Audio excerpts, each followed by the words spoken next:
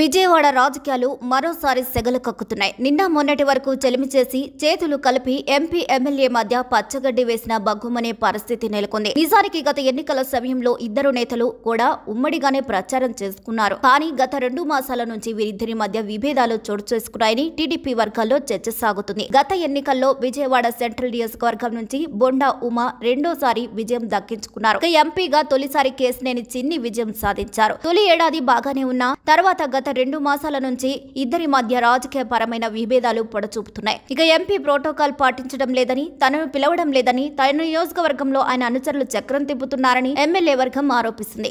అయితే ఎంపీ అనుచరులు ఆయన తరపు నాయకుల వాదన వేరుగా ఉంది. అలివి కాని కోరికలతో ఎంపీని కలిసి వాటి కోసం పట్టుబడుతున్నారని, ఇది సాధ్యం కాదని చెప్పినా వినిపించుకోవడం లేదని వారు అంటున్నారు. గత ఎన్నికల సమయంలో సెంట్రల్ నియోజకవర్గంలో బొండా ఉమా కొన్ని హామీలు ఇచ్చారు. విజయవాడ నూజివీడు రహదారిని 6 లేన్ల రోడ్లుగా మారుస్తామన్నారు. ఇంటింటికి జల్ జీవన్ మిషన్ ద్వారా కుళాయిలు ఇస్తామన్నారు. ఇక ఈ 2 అంశాలకు కూడా ఇప్పుడు ప్రజల నుంచి ప్రశ్నల రూపంలో వస్తున్నాయి. అయితే ఎంపీ సాయం కోసం ఆయన ఎదురు చూస్తున్నారు. కానీ ఈ 2 తన చేతిలో లేవని, వాటికి నిధులు తెచ్చి ఇచ్చే బాధ్యత తనది కాదని ఎంపీ చెప్తున్నట్లు సమాచారం. దీనికి తోడు ఎంపీ అనుచరులు సెంట్రల్ లో చేసే కార్యక్రమాలకు ఎమ్మెల్యే వర్గం నుంచి ఎవరిని పిలవడం లేదు. ఇటీవల ప్రభుత్వం చేపట్టిన సుపరిపాలనలో తొలి అడుగు కార్యక్రమాన్ని ఎమ్మెల్యే లేకుండా ఎంపీ అనుచరుడు ఒకరు సెంట్రల్ లో చేపట్టారు. అదేమంటే మీరు ఎలానూ రావడం లేదు, పార్టీ అధినేత ఆదేశాలతో చేశామని బదిలిచ్చారు. ఇక ఈ పరిణామాలతో ఎమ్మెల్యే వర్గం ఎంపీ వర్గంపై కసుబుసులాడుతోంది.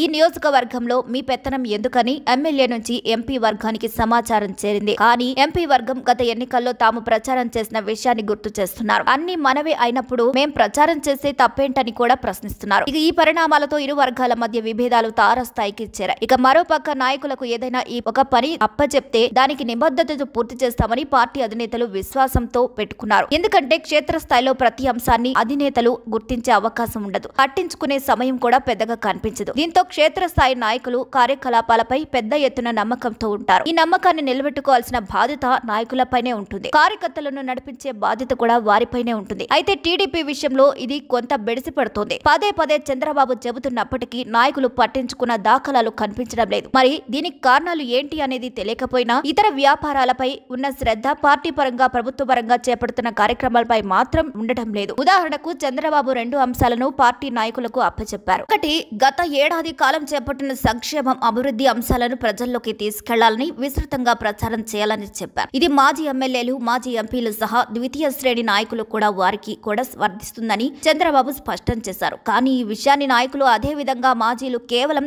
ఏదో మంత్రికి మాత్రమే సంబంధించిన వ్యవహారంగా భావించారో లేక ఇది చేస్తే మాకేంటి అనుకున్నారో తెలియదు. కానీ వారు మౌనంగా ఉండిపోయారు. ఇక మరో కీలకమైన విషయం ఏంటంటే P4 పేదలకు గుర్తించి వారిని దత్తత తీసుకునేలాగా పారిశ్రామికవేత్తలు, కార్పొరేట్ సంస్థల దిగ్గజాలను ఒప్పించే బాధ్యత. దీనిని కూడా తొలినాళ్లలో ఇప్పుడు కూడా సీఎం చంద్రబాబు పార్టీ నాయకులకు అప్పచెప్పారు. మీ పరిధిలో ఎంతమంది పేదలుంటే వారందరినీ దత్తత తీసుకునేలాగా కార్పొరేట్ సంస్థలను, వ్యాపార వర్గాలను, పారిశ్రామిక వర్గాలను ప్రోత్సహించే విధంగా వ్యవహరించాలని ఆయన నాయకులకు సూచించారు. కానీ ఒకరిద్దరు నాయకులు తప్ప మిగిలిన వారంతా పట్టి పట్టినట్లే వ్యవహరించారు. మరోవైపు అటు సుపరిపాలనలో తొలి అడుగు కానీ, ఇటు P4 కార్యక్రమానికి కానీ చాలా సమయం ఉంది. ఇక ఈ 2 కార్యక్రమాలకు డెడ్ లైన్ అనేది ఇంకా చంద్రబాబు పెట్టలేదు. కానీ అంతా అయిపోయినట్లుగా, ప్రజలు చాలా సంతోషంతో ఉన్నట్లుగా నాయకులు భావిస్తున్నారు. లేక వారిని సమయం చెక్కకుండా లేదని నిర్ణయం తీసుకున్నారో లేదో తెలియదు. కానీ మొత్తానికి ఈ 2 కార్యక్రమాలకు పూర్తిగా అటకెక్కిచ్చేశారు. నాయకులు ఎక్కడ స్పందించడం లేదు, ప్రజల మధ్య కూడా తిరగడం లేదు. ఒకవేళ ఏదైనా కార్యక్రమం నిర్వహించినా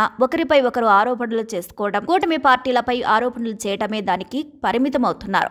ఏ మేరకు సమంజసం, ఏ మేరకు పార్టీకి మేలు చేస్తుంది? ఎన్నికలు అనేవి అయిపోయాయా లేదా 4 ఏళ్ల వరకు రావా, 4 ఏళ్ల తర్వాత చూసుకుందాంలే అనే ఉద్దేశంతో ఉన్నారా అనేది ఆశ్చర్యాన్ని కలిగిస్తుంది. ఎలా చూసుకున్నా చంద్రబాబు చెప్పిన దానికి, క్షేత్రస్థాయిలో జరుగుతున్న దానికి అసలు సంబంధం లేకుండా పోవడం పార్టీలో ఇబ్బందికరంగా మారింది అన్నది వాస్తవం. మరి ఈ వీడియోపై మీ అభిప్రాయాన్ని కూడా ఖచ్చితంగా కామెంట్ ద్వారా తెలియజేయండి. మరిన్ని అప్డేట్స్ కోసం మా ఛానల్ ని లైక్ చేయండి, షేర్ చేయండి, సబ్స్క్రైబ్ చేయండి.